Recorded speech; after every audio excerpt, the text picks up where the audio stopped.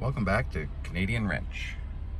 Today on the 2010 BMW X3, we've got all these lights on. So yeah, definitely an issue. Scanned it. It says 2F, 4F. I can think what the F stands for, but the 2 and the 4 I don't know. Anyway, we're gonna find out what that is all about and get it fixed up. All right, stay tuned.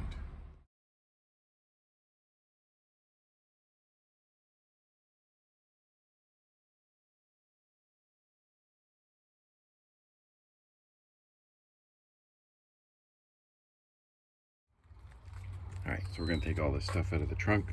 We have to get access to the spare tire holder, which is below this stuff here. And yes, those are hockey skates. What do you want me to say? All right. So to lower the spare tire, undo this nut right here. Take that off. It's got a little restraint on it so it doesn't disappear.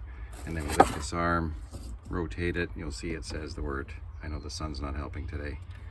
It says close here. We want to open it, so we're going to turn it that way, and a little bit of weight to that, and you lower it down. There's your spare tire. All right, so pull that out, and then we're going to pull the holder off, and then we can get access to the rear diff. So there's the part that was that I undid. The 3 bolts are in here, and what I did is I just spun this spare tire holder 180 degrees, so it was bolted up in here. Let's see right here, 1, 2, 3. So I unhooked that part that I showed you, spun this around, and now I got lots of room. The reason I wanted room is I want to change the fluid in this differential, which says it never needs to be changed, but seeing this axle leak here, I'm going to put new fluid in. I'll suck out the old stuff, put some new stuff in. I got it from BMW. Let's do it. And at the same time, I'm doing this axle, and there's a sensor on this axle that's up there somewhere. So we'll find that. So that's today's job.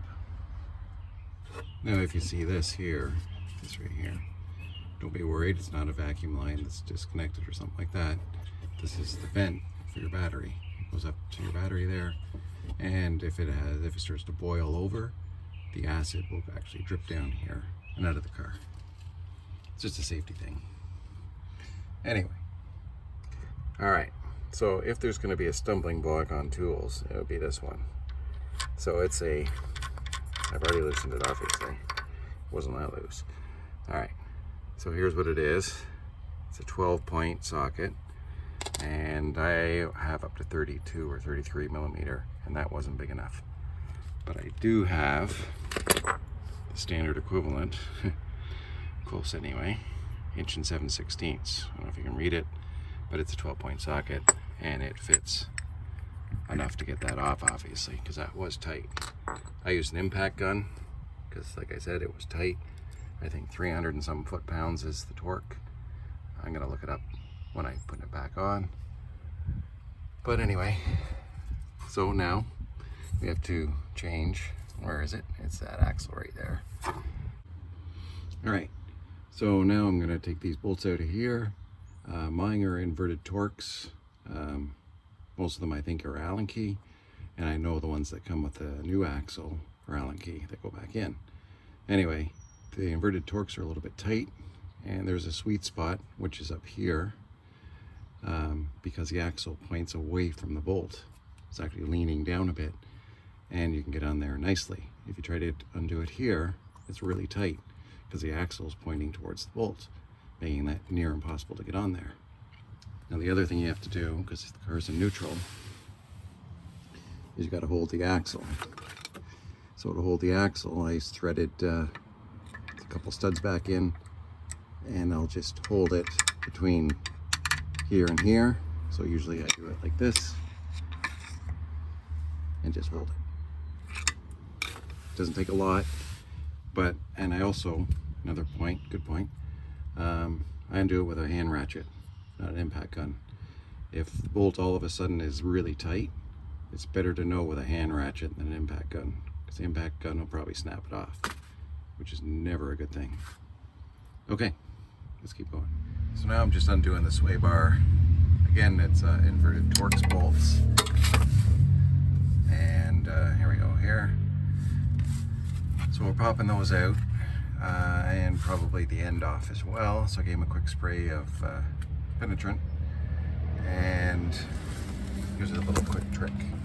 So this one started coming out and it was going easy and then got tight. So what I do, spray it with penetrating fluid on the head size, wind it back in. Now put all that nice lube that you just sprayed on there up into the threads and then wind it out again. All right, makes life a little easier, get it out a little faster and get it out. That's the key right there. All right, so to get access to this axle, because I was gonna try to slip it out any which way I could, but there wasn't any which way. So undid the 2 sway bar mount bolts here, 2 at the other end, which are over here, and they bolt up in there. You can see the hole over there. Now that one, because it's over the exhaust, is a bit of a pain. And you got to spray the lube from the other side, so you got to spray it from way over there. Anyway, got those out, undid the one end of the bar, drop the bar out of the way. Now look at all the room we got. We can do everything we've got to do. We're gonna change that axle seal. Got to get that hub plate out and get this axle out. All right, what am I talking for? Let's get back to work. All right, success. The axle is out. Now you had to push this part of the axle forward, so this way, to get that piece out there of that hub. So we just pushed a little bit and dropped it down, and then tapped a little bit on this end with a hammer and a punch and popped it out. So there we go. Now, the reason I'm changing it is this thing here. I know it looks like a gear, but it's actually a reluctor wheel. What happens is under this reluctor wheel, rust will grow and it swells and pushes that reluctor wheel closer to the sensor, and it takes out your sensor once they make contact. So let's look at that sensor. You can see it.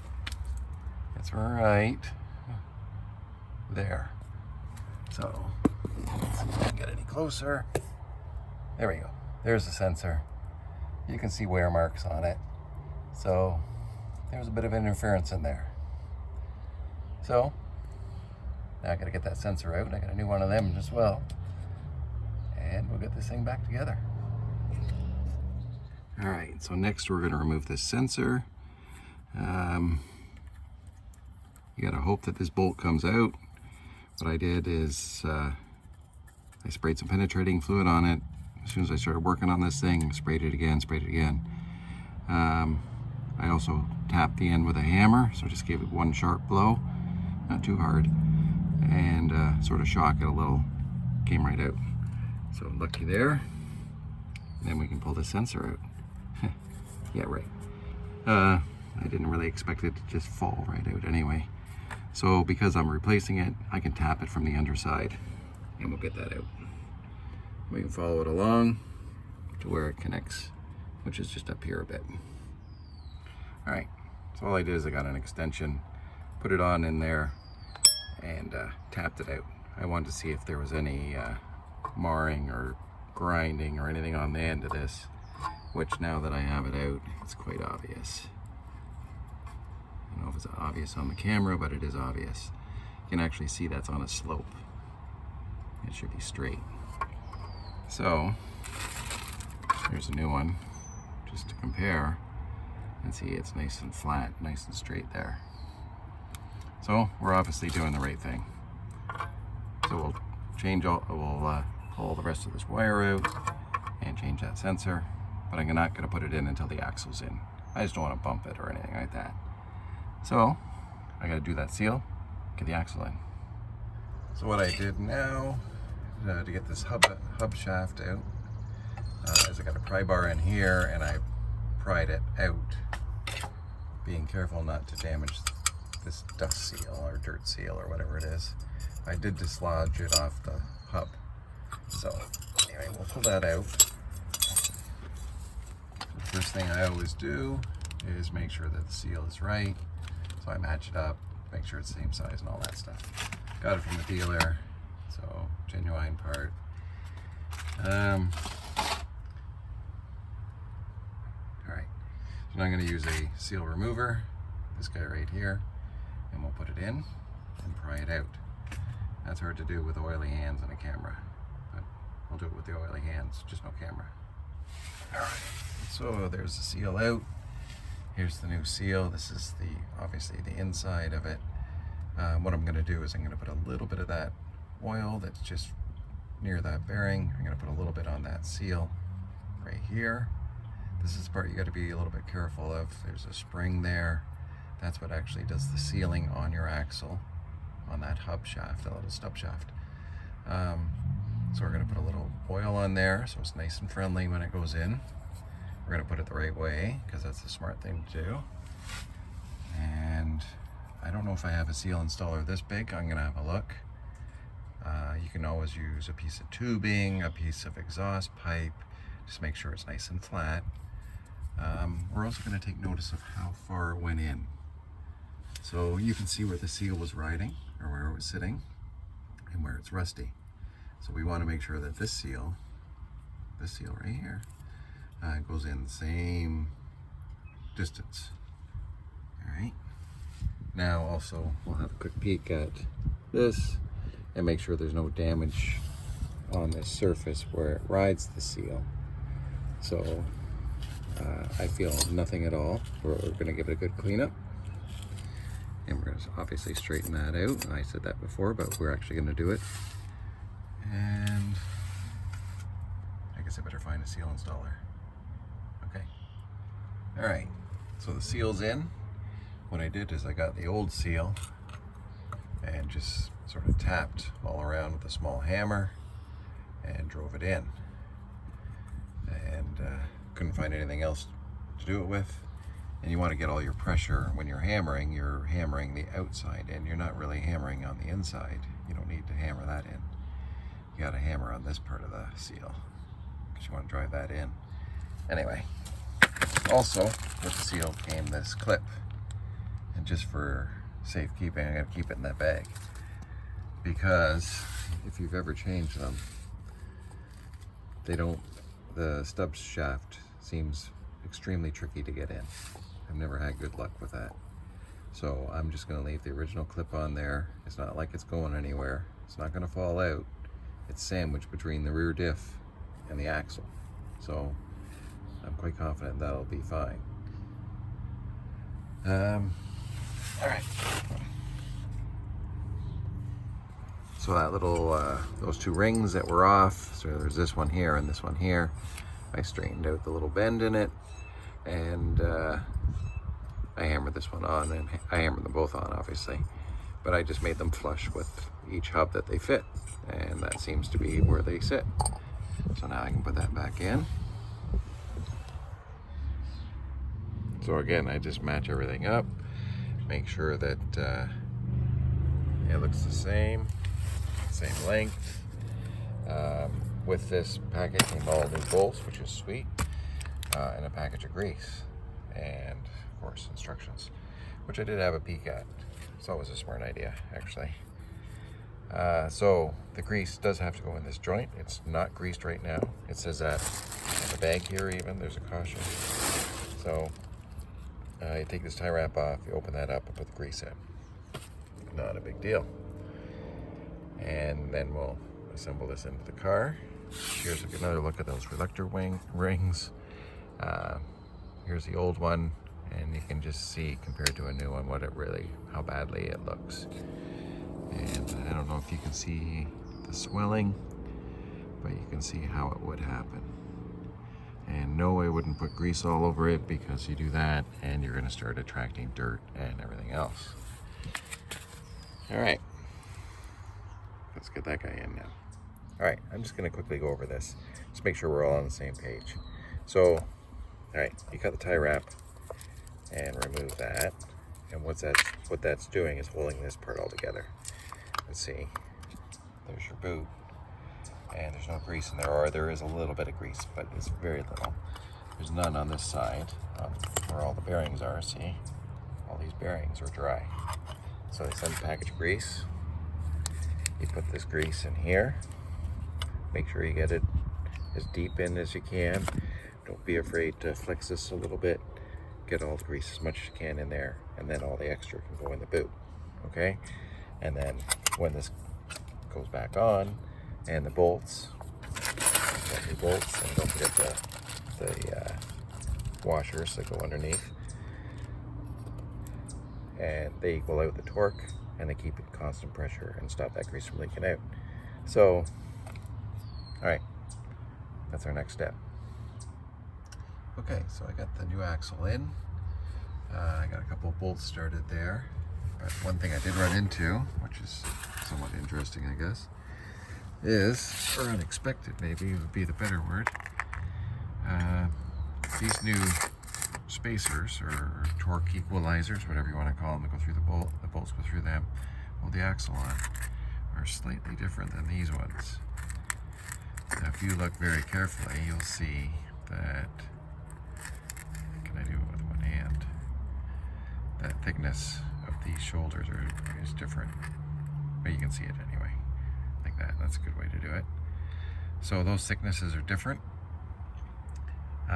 So when I try to put the new one on, so like that, you can't actually get the bolts through, which is like the whole purpose of this. Anyway, that's why you don't throw away your new bolts or your old bolts right away. We use those old shims and the new bolts, and everything's perfect.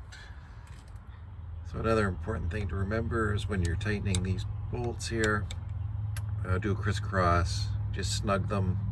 I went around like 6 times before I figured they were all tight, and then I used a torque wrench. So that's one important thing to remember. Now going way over here, I took this little access panel down and got into here, open up this door here, it's all right, and pull down this connector, and that's the connector that goes to our speed sensor. So we're going to change that. So next, I'm going to suck all the fluid out of the rear diff. I've got this thing here. It's something I made, and all you do is hook it to an air line and press the blower, and it creates a venturi, which sucks the fluid out of the rear diff. So anyway, that's where I'm at now. It's way too noisy to record, so you won't even want to see it, but I think I'm almost done. So here I am filling it up full of fluid. I got the stuff from BMW, so I know it's right. But anyway, here's the funnel. It's way up here in the wheel well. So I got my wife to pour it in there, and I'm just watching it run in there. We're just down. The manual says it takes about 1 liter, so I put in about 1 liter. I'm just letting that last little bit go in. Put the cap on, and we're good to go. All right, so I got the spare tire holder back up. After reviewing all my footage of the day, I realized that I must hit photo instead of video anyway when I was recording. So up here there's 3 13 mil bolts. Drop this spare tire carrier down. This carrier sort of curves around the sway bar, so you got to open it a little bit and sort of uncurve it, and then you can spin it 180. Anyway, that's back on. Spare tire's back in, and I'm gonna clear the codes and see what happens. All right, there we go. I cleared all the codes. Nothing's come back. Before it came back instantly because it was a definite short, so there's definitely a problem. I'm gonna take it for a road test, but I'm sure it's fine. All right, I've driven it a fair distance and no lights came back. I've shut it on and off like 4 or 5 times, gone different places, whatever. Anyway, no more issues. Fantastic. All right. Like, share, subscribe.